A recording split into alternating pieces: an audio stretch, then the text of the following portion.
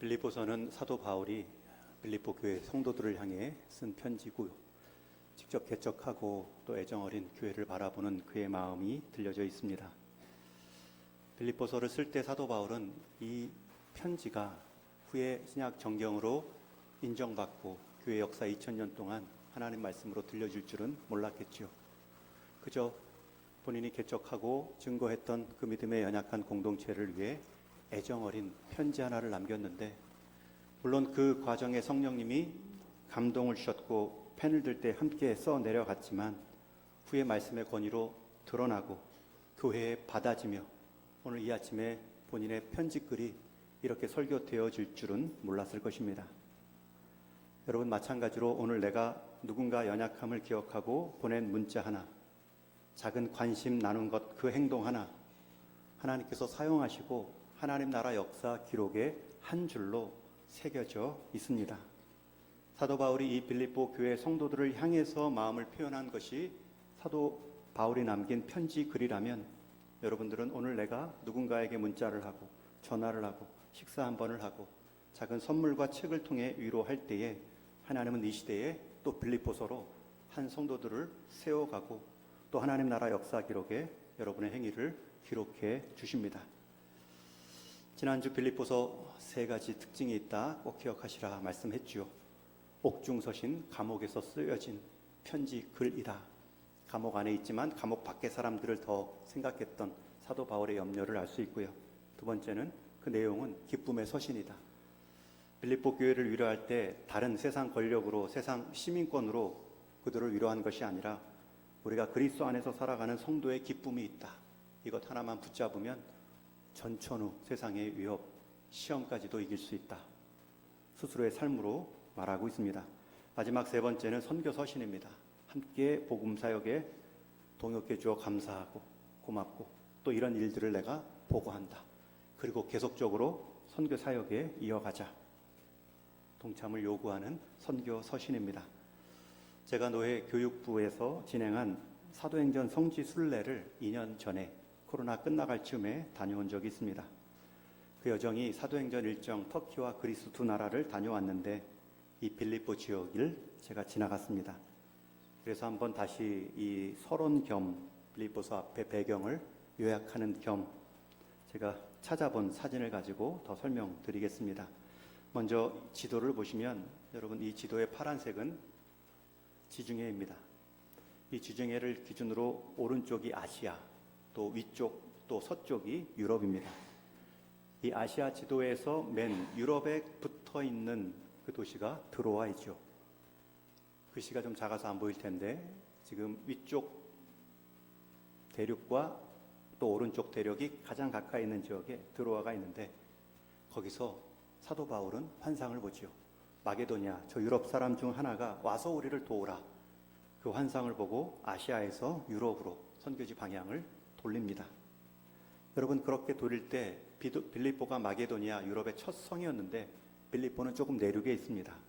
그래서 그 내륙에 들어가려면 해안 도시 하나를 지나가야 되는데 성경 용어로는 네아폴리, 네압이 뉴, 새로운이라는 뜻이고 볼리가 도시라는 뜻입니다. 여기서 폴리스가 나왔죠. 그 당시에 계획된 도시 중에 하나가 또 네아폴리였고 항구 도시입니다.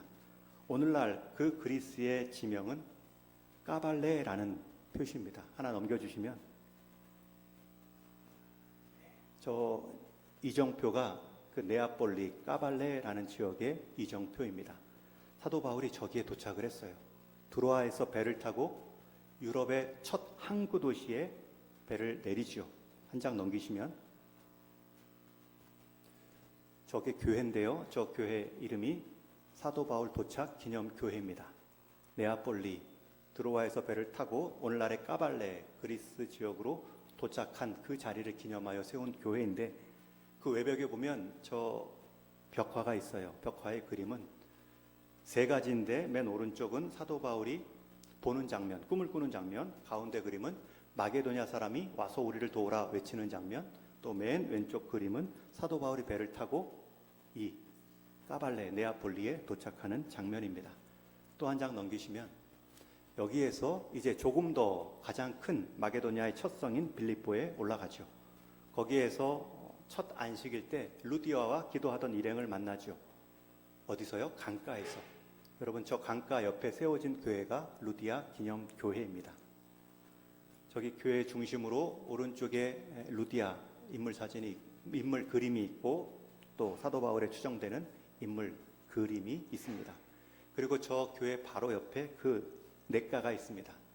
한 장 넘기시면 저곳이 여인들이 기도했던, 루디아가 함께 모여있던 자리로 추정되는 작은 냇가입니다. 조금 더 크게 보시면 다음 그림에 저쪽으로 성지순례 하는 분들이 꼭 오셔서 같이 모여 기도하고 찬송하고 떠나는 냇가이기도 합니다.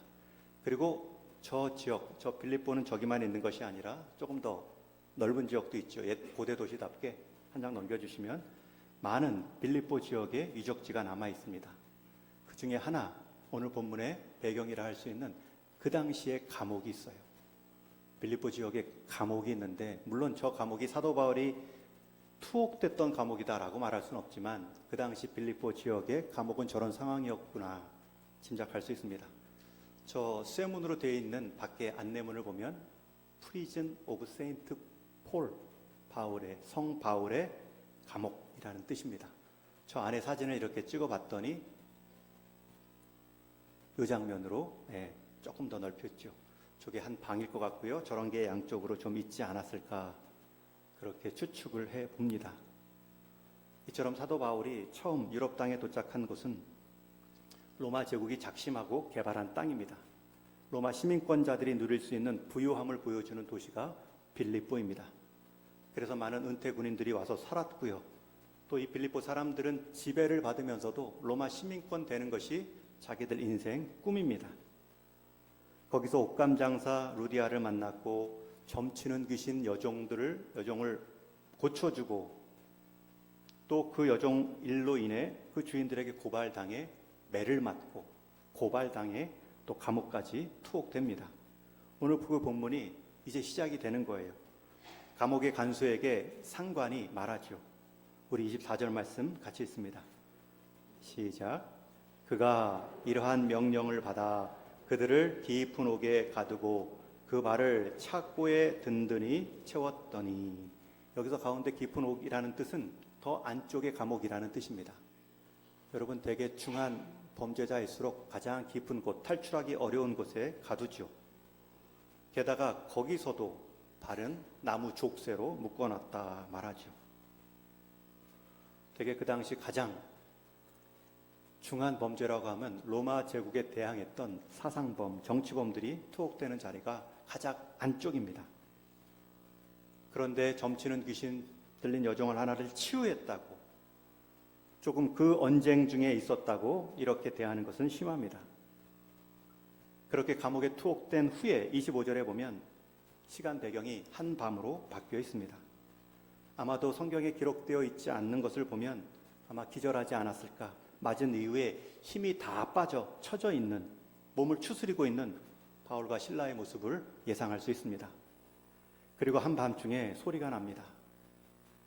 그 바울과 실라가 있던 방에서 인기척 부스럭 소리가 나죠. 죄수들은 귀 기울여 듣습니다. 무슨 소린가? 인제야 깨어났는가? 아마 한낮에 맞고 들어왔을 때에도 서로 말했을 것입니다. 얼마나 심한 죄를 지었길래 감옥 들어오기 전부터 사람을 저렇게 때려 들여 보내는가? 게다가 저 깊은 안쪽 감옥이라면 아주 심각한 범죄를 지었다는 뜻인데, 그리고 한밤중에 그 방에서 소리가 들리니 주변에 있던 동료 죄수들이 귀를 기울입니다. 잘 들어보니 대화 소리는 아니고 혼자 하는 독백인데, 더 주위에서 들여보니 기도 소리와 찬송 소리입니다.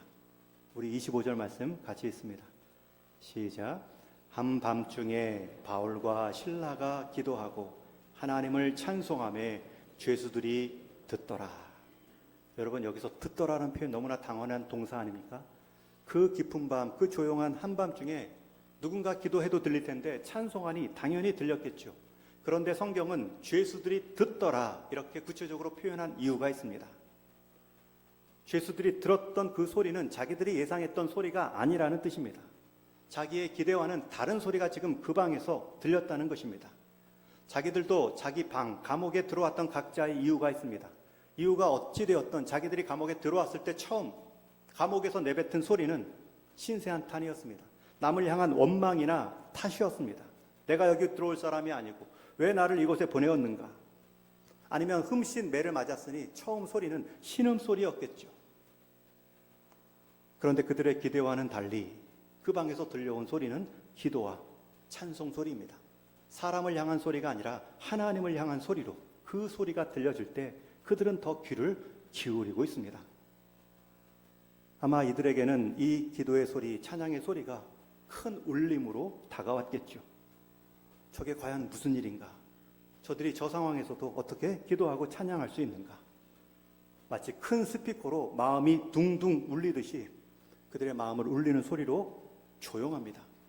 그 감옥 안에도 치욕 고참이 있어서 한마디 할 법한데 이 밤에 무슨 소리고 무슨 찬송이고 무슨 노래를 부르냐?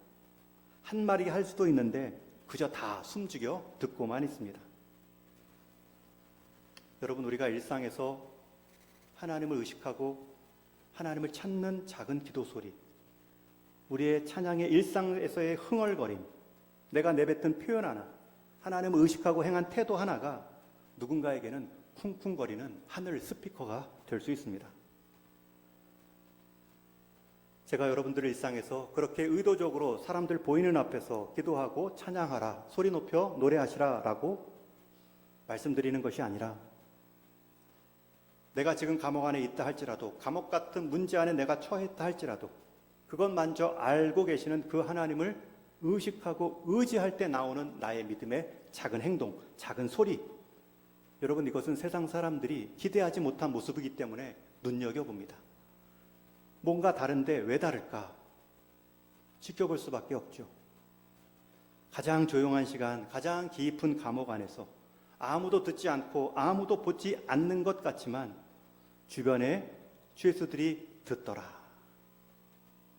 하나님은 그들의 그 귀한 몸짓과 찬양 소리를 통해 가장 흉악한 사람들에게도 하늘 스피커로 하나님의 마음을 들려주십니다. 여러분, 이 사도 바울 또 신라가 그 감옥 안에서 늘 있었던 욕과 불평을 끝내고 새로운 언어가 있을 수 있다는 것을 두 사람을 통해 알 수 있습니다.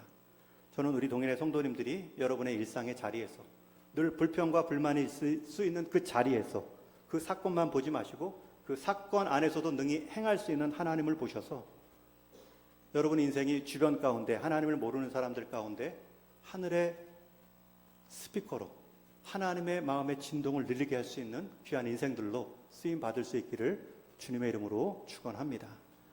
자녀들이 낙심하고 가족 안에서 일터 안에서 불안하고 불평이 넘칠 때 여러분들은 같은 소리로 동참하지 마시고 그 안에서 그런 모습 가운데서 일하실 하나님 앞에 내가 먼저 서고 그 안에서 하나님을 신뢰하는 그 표현, 그 행동 하나가 누군가에게는 분명한 울림으로 사용될 것입니다.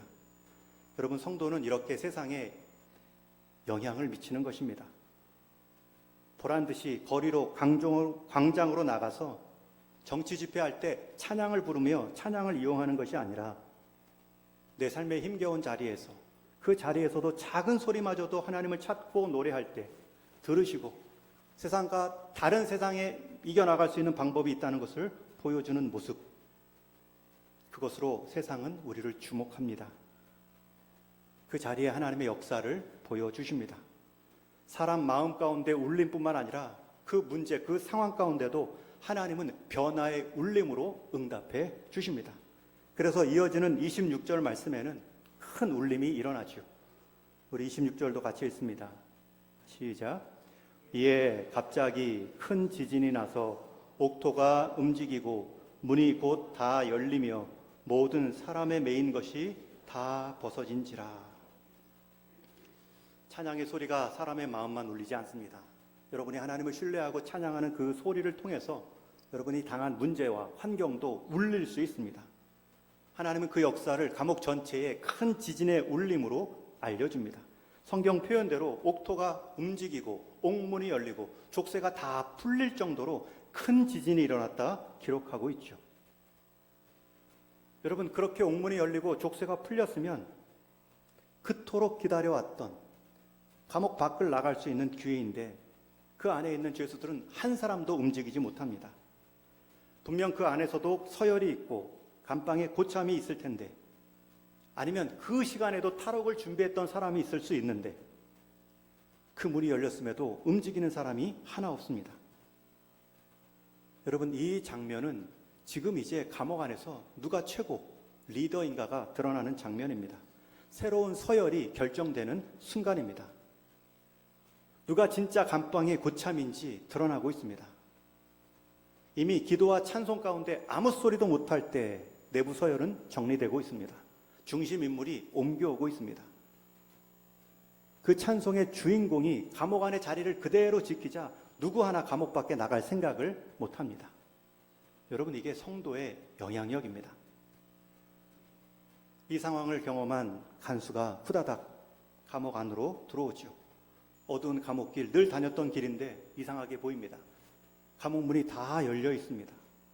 평소에도 늘 봐왔던 자리인데 이렇게 옥문이 활짝 열린 채는 처음 봤겠죠. 그 모습을 보았을 그 간수의 마음이 어땠을까요? 간수의 역할은 옥문을 지키는 것인데 옥문이 열려 있습니다. 한두 개도 아니고 다 열려 있습니다. 자신의 존재 이유가 옥문을 지키는 것인데 옥문이 열려 있으니 존재 이유도 사라진 것입니다. 그 충격으로 감옥 안에 사람이 있나도 확인하지 않고 다 도망한 줄로 스스로 결론 내리고 스스로 생명을 끊으려 합니다. 실제 로마 문헌에 보면 간수가 죄수를 놓치면 그 죄수에 해당하는 모든 형벌을 대신 받는다라는 문헌도 있습니다. 그런 상황에서 한 사람을 놓친 게 아니라 감옥 안에 있는 모든 사람이 다 없다 여겼으니 넋이 나갈 만도 하죠. 간수가 자결하러 칼을 빼는 순간만큼 사도 바울 역시 빠르게 외칩니다. 우리 28절 말씀 같이 읽습니다. 시작. 바울이 크게 소리질러 이르되 내 몸을 상하지 말라. 우리가 다 여기 있노라. 여러분, 이 표현 한 절이 사도 바울의 영향력을 계속 넓혀주고 있습니다. 원래는 간수가 죄수의 생명을 왔다 갔다 할 수 있죠. 권한이 있습니다. 그런데 지금 오히려 죄수가 간수에게 내 몸을 상하지 말라. 생명 주도권이 자기에게 있는 것처럼 행동합니다. 게다가 우리가 다 여기 있노라. 이 표현이 지금 감옥 안에서의 서열을 말하고 있죠. 바울과 실라 나 두 사람만 도망가지 않았다 말하지 않습니다. 우리 감옥 안에 있는 모든 사람이 다 움직이지 않고 있으니 내 생명을 헤아리지 말라. 여러분, 영향력은 내가 세운다고 높여지는 것이 아니죠. 사람 앞에 내 명예와 내 가치를 증명하려고 애쓴다고 높아지지 않습니다. 하나님이 주시는 영향력은 하나님 앞에 설 때 하나님이 주시는 겁니다. 이걸 경험하지 못하니 스스로 불안해서 사람이 원하는 것들만 채우다가 그 사람의 원하는 것들이 사라질 때 함께 사라지는 리더십이 많습니다. 우리는 그렇게 쓰임받도록 부름받지 않았습니다. 아무도 보는 것 같지 않지만 하나님을 감옥보다 더 크게 의식했고 그 감옥 안에서도 들으실 하나님만 생각하고 기도하고 찬양했으니 그 누구도 막지 못하고 사람의 울림으로만 그치지 않고 땅의 진동을 일으키셔서 하나님은 그 영향력을 보여주십니다. 여러분, 이번 주 한번 그런 행동을 해보십시오. 감옥 같은 문제가 있을 때, 흉악한 관계 안에 내가 놓여 있을 때, 그 안에서만 내가 묶여서 그 사람들이 원하는 수준의 반응을 하지 말고 그 상황까지도 아시는 하나님께 눈이 띄어서 하나님을 찾고 의식하고 하나님 앞에서 내 행동을 보이십시오. 하나님은 그 행동을 통해 여러분의 영향력을 넓혀가십니다. 간수에게까지도 영향을 미치게 하시고 모든 그 관계 안에서 가장 큰 영향력 있는 사람으로 세워 놓습니다. 땅의 영향력은 하늘의 영향력을 이길 수 없기 때문입니다. 간수가 그것을 경험했어요. 이 바울의 말을 듣자마자 등불을 달라 하고 이제 감옥 방 안으로 들어갑니다. 여러분, 들어갈 때 이 간수가 누구의 감옥방으로 들어갑니까? 정확하게 바울과 실라의 방으로 먼저 후다닥 들어갑니다. 여러분, 그 어두운 감옥에서 그 방을 어떻게 알았고 그 감옥 안에 살았던 오랜 수용수들이 많이 있는데 왜 바울과 실라 앞에 찾아가 엎드립니까? 간수도 지금 이 일이 누구 때문에 일어나는지 알았다는 겁니다. 지진은 왜 일어났고 지진이 일어났는데 감옥문이 다 열렸는데도 왜 사람들이 안 나갔는가? 본인도 들어온 순간부터 저녁까지 쭉 지켜보았다는 뜻이죠. 그리고 엎드려 그들의 영적인 리더십을 인정합니다. 간수가 감옥 밖으로 바울과 실라를 데리고 나가 묻습니다. 여러분, 그럴 때 무엇을 물어봤을까요? 지진이 어떻게 일어난 겁니까? 지진이 일어나서 문이 다 열렸는데 왜 도망가지 않고 있습니까? 이런 질문을 했을까요? 질문은 딱 하나입니다. 선생님, 내가 어떻게 해야 구원을 받습니까? 여러분, 이제 이 간수에게 있어서 죽고 사는 일, 육신의 일의 문제는 더 이상 중요한 문제가 아닙니다. 그 갇힌 자리에서도 갇히지 않는 자들의 모습, 나갈 수 있음에도 나가지 않는 그 자리들 가운데 살아가는 당신에게는 뭔가 다른 것이 있습니다. 나도 그것을 한번 얻고 싶습니다. 스스로 자기 생명을 끊으려 했던 간수에게는 이제 육신에 먹고 사는 문제, 오래 살고 짧게 살고 이런 육신의 문제가 더 이상 관심사가 아닙니다. 며칠을 살든 참 생명을 살고 싶습니다. 그 참 생명이 무엇입니까? 어떻게 구원을 받습니까? 여러분, 이것이 우리 인생 지진을 경험할 때마다 물어야 될 질문입니다. 내가 이 인생 지진 같은 문제를 만날 때 내게 나올 문제는 하나님 이 사건을 통해서 해결하고 안 하고는 두 번째고, 이 사건을 통해서 참 생명으로 내가 자라는 방법은 무엇입니까? 어떤 사람은 그 귀한 여러 시련들을 경험하면서 자람이 없습니다. 그러나 어떤 사람은 한 가지 시련으로 인해서도 참 생명에 대한 일취월장의 성숙을 이뤄가는 인생도 있습니다. 여러분, 이 간수는 큰 어려움을 당했지만 그 정도의 어려움 때문에 그 나머지 것들을 다 내려놓고 마지막 가장 중요한 참 생명이 무엇입니까? 그것을 물을 수 있는 기회를 얻었고 그것을 사용하고 있습니다. 그 질문에 사도 바울은 막힘없이 한 가지 대답을 주지요. 31절 우리 같이 읽습니다. 시작. 이르되 주 예수를 믿으라. 그리하면 너와 내 집이 구원을 받으리라 하고. 예수를 믿으라가 아닙니다. 주 예수입니다. 예수가 있는 존재고, 예수가 좋은 존재고, 예수가 하나님의 아들이다, 그 정도로 인정하라는 것이 아니라 그것이 너의 인생의 주인 되도록 받으라라는 뜻입니다. 여러분, 이것이 우리 인생의 참 생명의 기준입니다. 모든 질문에 100문의 1답이 될 수 있는 답입니다. 물으십시오. 지금 예배하는 순간에도 예수님이 내 인생의 주인인가? 예배는 드리고 있지만 다른 주인 찾느라, 그 다른 주인 더 섬기느라 내 마음이 갈려져 있지는 않는가? 여러분, 이 숙제가 계속 예배 때마다 이루어져야 됩니다. 죽음보다 더 두려운 질문을 하셔야 되고요. 죽음보다 더 완벽한 대답을 들으셔야 됩니다. 그러면 내 삶의 순간, 모든 순간들이 하나님의 밀도, 하나님의 생명력으로 가득 차고 새로운 관점으로 열려집니다. 여러분, 예배함이 이 관점을 얻기 위함 아닙니까? 다 안다고 얘기하지만 그 아는 것만큼 살아내지 못했던 내 이유를 찾아보고 그 말씀의 약속을 다시 한번 붙잡고 내 삶의 자리로 돌아가는 것이 예배의 목적 아닙니까? 이것 없이 수십 년, 수천 번 예배드리면 한 번에 수천 번 반복이죠. 어떤 사람은 1년 1년 한 해 한 해 성숙을 쌓아가는 사람이 있는가 하면, 어떤 사람은 80년을 살았지만 1년을 그 수준에서 80번 반복한 사람도 있습니다. 이 질문 앞에 이 대답을 듣지 않기 때문입니다. 가정에서, 일터에서 내 주 예수를 믿고 있는가? 그렇게 말은 하는데 물질 앞에 예수님을 놓을 때가 있죠. 신앙을 후퇴할 때가 있죠. 내 명예 앞에, 취직 앞에, 관계 앞에.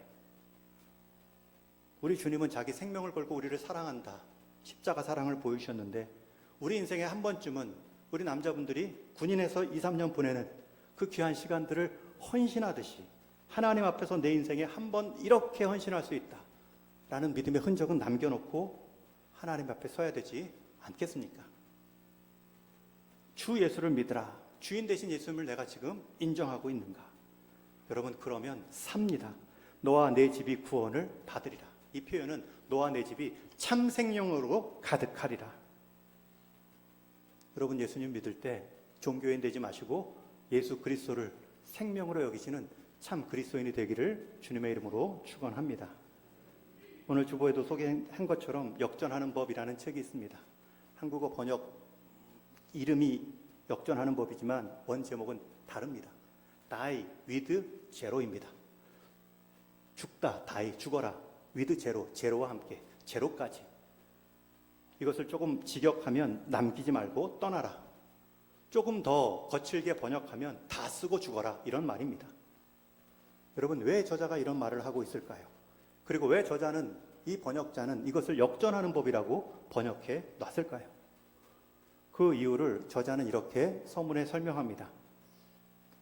여러분이 건강과 생명 에너지가 다 쇠락할 때까지 왜 지금 기다리고 있습니까?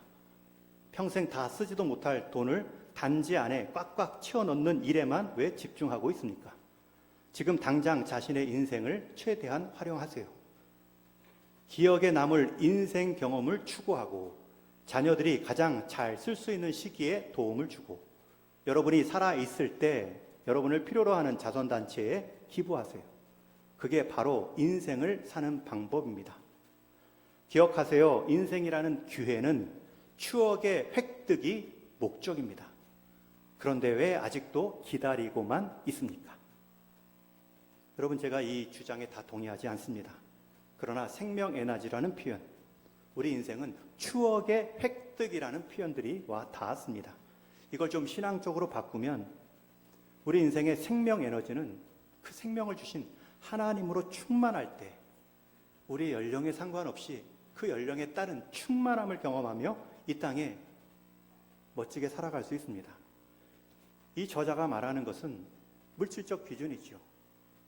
왜 물질을 모으는 데 목적을 두고 모으고 끝나면 그 물질을 통해 일할 수 있는 것들을 다 내려놓고 그냥 가느냐. 그래서 그 물질을 가지고 기억에 남을 인생을 추구하라. 추억을 남기는 데 사용하십시오. 또 한 가지 예로 자녀들을 도울 때 마지막 80세, 90세 죽어 남기는 유산으로 남기지 마시고 여러분 80세, 90세 되면 자녀들의 나이도 60세 이상이죠. 그 정도 되면 자녀들도 그렇게 돈이 필요한 나이가 아니죠. 그럴 때 나눌 것이 아니라 자녀들이 가장 잘 쓸 수 있는 시기에 물질을 남겨주지 말고 그 물질을 잘 사용하는 법과 물질을 함께 이 땅 가운데 유용하게 쓰는 법을 경험시켜 주어라. 그런 말들로 권면하고 있는데 이것을 또 바꿔 표현하면 우리는 믿음의 흔적을 남기는 사명이 있습니다. 믿음으로 살아났고 믿음으로 살아간다면 그 믿음 때문에 남긴 흔적이 있어야 되죠. 그런데 믿음의 흔적이 없다는 것은 내가 믿고 있는가 그것부터 다시 점검하셔야 됩니다. 이 책의 저자는 추억의 획득, 좋은 추억을 남기는 게 인생의 목적이라 말하지만 우리 성도는 좋은 추억은 덤이고 믿음으로 산 그 흔적을 남기는 것이 인생 의미입니다. 여러분, 그것이 어떻게 가능하다고요? 내가 어떻게 참 생명을 얻습니까? 한 가지입니다. 주인 대신 예수 그리스도를 받으라. 그러니까 시험길에, 유혹길에 설 때마다 주 예수님, 내 인생 주인 대신 예수님, 이 상황에서 지혜 주시고 은혜 주시어서 잘하게 하시고 이겨나가게 하십시오. 이 기도 한마디가 여러분의 삶을 그냥 시간의 누적이 아니라 여러분의 성숙의 누적으로 바꾸어 갈 수 있습니다. 올 한 해, 이번 주 한 주간부터 시작하십시오. 가정 안에서, 일터 안에서 주인 대신 예수님을 찾으십시오. 지금 세상은 재물이 주인이라고 말하고 우리는 단 하루도 이 재물 없이, 돈의 사용 없이 살아갈 수 없는데 돈을 좌우하시는 그 하나님 주인 되신 예수님을 우리가 믿는다면 우리가 하루하루 찾고 인도함을 받아야 되죠. 그 훈련을 하셔야 됩니다. 사도 바울은 주 예수를 전하고 있습니다. 간수는 일생일대의 질문, 내가 어떻게 구원받습니까? 그 질문에 일생일대의 대답을 주지요. 주 예수를 믿으라. 그럴 때 결과는 그 한 사람만이 아니라 그가 속한 그의 가족까지도 영향을 미친다 말하고요. 실제로 간수는 자기 집 사람들 다 불러 모아놓고 사도 바울과 함께 시간을 보냅니다. 먼저는 사도 바울의 몸을 보니 매맞은 흔적, 핏자국이 있습니다. 오늘 말씀 33절에 보면 그 밤 그 시각에 간수가 그들을 데려다가 그 맞은 자리를 씻어주고 자기와 그 온 가족이 다 세례를 받은 후, 여러분 이 33절, 16장 33절은 박스를 쳐놓으십시오. 그 박스는 가장 아름다운 그림의 틀이 될 것입니다. 저는 이 16장 33절만큼 이 아름다운 성도의 교제가 이루어지는 그림 장면을 못 봤습니다. 여러분, 우물가로 갔겠죠. 물가가 있는 곳에 가서 가족 일행들이 사도 바울과 실라의 매맞은 자리를 닦아줍니다. 그런데 사도 바울은 그 닦여진 몸으로 같은 그 물의 장소에서 그 가족 전체에게 세례를 줍니다. 여러분, 이 장면이 얼마나 아름답습니까? 구원받은 자가 마땅히 복음 전하는 자들의 필요를 채우고 복음 증거하는 자들은 더 마땅히 줄 수 있는 구원의 효력들을 가르치지요. 그리고 나서 하루 지납니다. 여기서 본문이 끝나지 않고 35절에 보면 날이 새매라는 표현이 나옵니다. 여러분, 날이 새어서 뭐 한 가지 일이 더 있다는 뜻입니다. 그때 날이 밝자마자 이 사도 바울과 실라를 옥에 감았던 그 시장, 그 빌립보의 높은 사람들이 사도 바울을 조용히 풀어주라고 간수에게 말합니다. 그러자 사도 바울은 말하죠. 상관들이 나를 집어넣었는데 부하들인 너희들이 와서 나가라는 말 때문에 내가 나가지 않겠다. 그리고 그 이유를 이렇게 37절에 표현합니다. 우리 37절도 같이 읽습니다. 시작. 로마 사람인 우리를 죄도 정하지 아니하고 공중 앞에서 때리고 옥에 가두었다가 이제는 가만히 내보내고자 하느냐? 아니라 그들이 친히 와서 우리를 데리고 나가야 하리라 한되. 여러분, 상관들이 했으면 부하들이 와서 나를 나가라 할 것이 아니라 나를 들여보낸 상관들이 와서 내가 죄는 묻지 않겠으니 내게 사과하고 나를 정중하게 대하고 내보내도록 말하고 있습니다. 여러분, 사도 바울이 뒤끝 있는 사람이 아니죠. 이렇게 행하는 이유가 있습니다. 정작 자기가 맞을 때는 로마 시민권을 말하지 않고 자기 몸을 보호하는 데는 쓰지 않았던 사도 바울이 한 가지 목적을 위해서는 지금 로마 시민권을 말하고 있습니다. 사도 바울이 감옥을 떠날 때 로마 시민권을 지금 강조하는 것은 자기를 보호하기 위함이 아닙니다. 그 무언가를 보호하기 위함이죠. 여러분, 그 사도 바울의 다음 행동을 보면 그가 누구를 보호하려 했는지, 왜 그 감옥 밖에 나갈 때 로마 시민권을 말했는지를 알 수 있죠. 우리 40절 말씀 같이 읽습니다.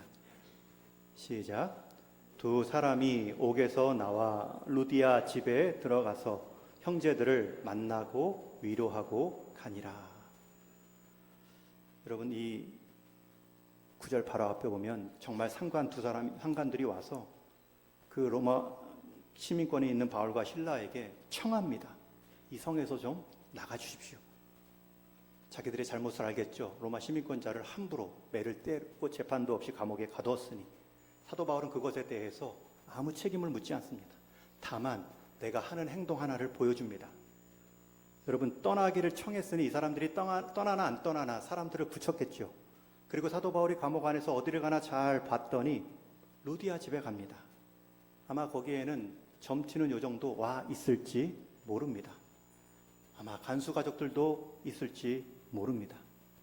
여러분, 그 집을 보란 듯이 사도 바울과 실라는 들렸다 가고 있습니다. 내가 책임을 묻지 않으려니 로마 시민권을 이렇게 박대한 것에 대한 내 책임을 이들을 보호해 주어라. 이들마저 예수님 믿는다는 이유로 어떤 행동을 할 경우에는 그때는 시비를 걸겠다라는 무언의 압력일 수 있겠죠. 여러분, 이 추론이 타당한 것이 사도 바울은 항상 자기 몸보다 주님의 몸의 걱정이 앞섰기 때문입니다.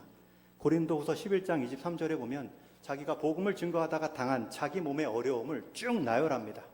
내가 수고를 넘치도록 하고 옥에 갇히기도 하고 매도 수없이 맞고 여러 번 죽을 뻔하였으니, 수고했다라고 말하지만 여러분, 이 수고 자체를 말하는 게 목적이 아니라 내가 이 수고한 것보다 더 수고했는데도 염려가 사라지지 않는 것이 있다.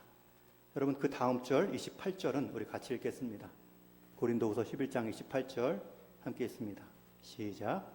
이 외의 일은 고사하고 아직도 날마다 내 속에 눌리는 일이 있으니 곧 모든 교회를 위하여 염려하는 것이라. 이 일의 일은, 내 당한 모든 일은 다 고사하고 날마다 내 속에 눌리는 일이 있으니 모든 교회를 위해 염려하는 것이라. 자기 몸보다 주님의 몸. 왜냐하면 자기 인생은 자기가 아니라 주 예수이기 때문이죠. 그러니 주 예수의 몸된 교회를 염려하고 살피는 사도 바울의 마음 때문에 자기 신변을 위해서는 로마 시민권을 아끼고 로마 시민권 때문에 빌립보 교회가 힘 있는 교회다라고 말하기 전에 그들의 시작은 복음 위에 토대를 놓고 그리고 그 복음 위에 토대를 놓고 자라나는 시민 빌립보 교회를 보호하기 위해서는 자기가 사용할 수 있는 세상 특권을 이용하고 있습니다. 여러분, 우리에게 로마 시민권과 같은 특권과 은사가 있는지요? 그것을 나만 향하여 쓰지 말고 남과 내가 속한 자리와 공동체로 향해 쓴다면 하나님은 더 큰 역사와 위로를 주십니다. 여러분, 우리가 속한 동인교회도 주님의 몸입니다. 여러분, 빌립보 교회의 능력은 무엇이었습니까? 그 시작의 토대는 무엇이었습니까? 감옥의 두려움도 아니었고 감옥 문을 연 지진도 아니었고 감옥 밖의 사람들이 때로는 부러워하고 때로는 두려워했던 로마 시민권도 능력이 아닙니다. 빌립보 교회의 토대요 능력은 주 예수를 믿는 믿음입니다. 그로 인해 주님이 주시는 참 생명으로 그 집이 그 속한 공동체가 생명력을 경험하는 일이었습니다. 여러분, 우리 인생 주인 되신 그리스도, 우리 교회의 유일한 주인 되신 예수 그리스도, 우리 동인교회와 우리 인생의 토대요 능력이 될 수 있기를 주님의 이름으로 축원합니다. 여러분 인생에 감옥 같은 상황이 찾아올 것입니다. 그때는 사도 바울의 노래를 기억하십시오. 아무도 보는 것 같지 않는데 하나님은 보시고 들으시고 땅의 진동까지도 일으킬 수 있는 분입니다. 바뀔지 않을 것 같은 그 세상 흉악범들 가운데서도 하나님은 사도 바울을 하늘 스피커로 사용하시고 로마 시민권자들을 우습게 만들어 놓으셨습니다. 아무도 모르고 알아주지 않는 그 자리가 바로 예수님의 능력을 경험하고 보여줄 수 있는 자리입니다. 주님을 만나시되 더 친밀하고 더 은밀하게 만나셔서 여러분 주변에 있는 옷감장사 루디아, 점치는 요정, 감옥 지키는 간수의 가족 같은 사람들, 심지어 감옥 안에 있던 그 흉악범들, 죄수들에게도 주님의 이름이 높임받을 수 있도록 쓰임받는 인생 되기를 주님의 이름으로 축원합니다.